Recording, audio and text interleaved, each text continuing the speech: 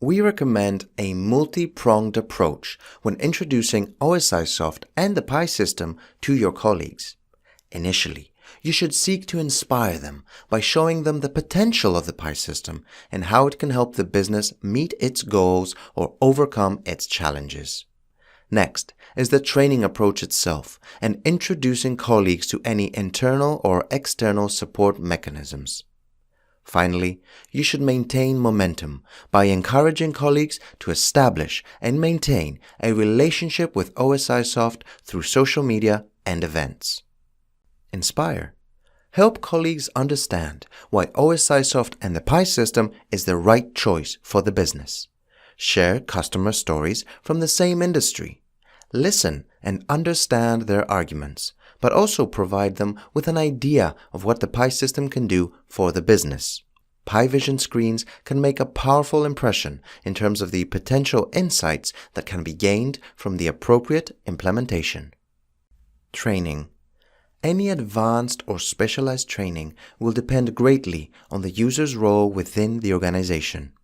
In the most basic case, however, it is recommended that users complete the training in one of the two sequences presented here. In Path 1, we're following the data as it's stored in the data archive, organized and contextualized in the asset framework, and then presented in one of the visualization tools. Path 2 is the reverse of this. Sometimes it's more engaging to impress the audience by showing the data displayed visually in a dashboard and then working backwards to trace the origin of the data and how it's structured internally.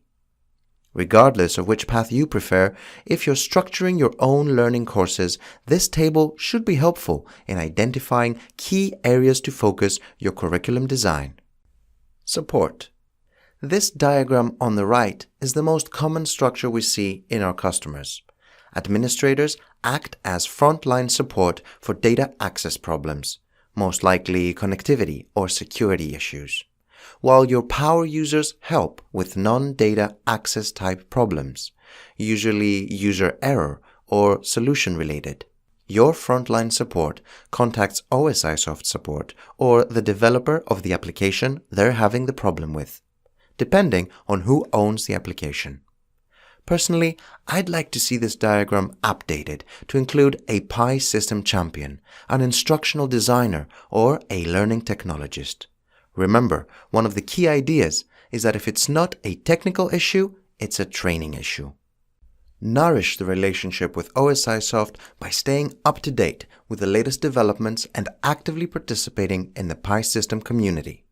In Pi Square, you can connect, share, and collaborate through Pi system discussions with other customers, OSIsoft insiders, and partners. On the feedback site, please share with us your ideas and comments on any OSIsoft products or services, or vote on the ideas of others. In the next couple of activities, we ask you to consider and share your own workshop or training needs. Finally, evaluating your approach is a critical step in instructional design.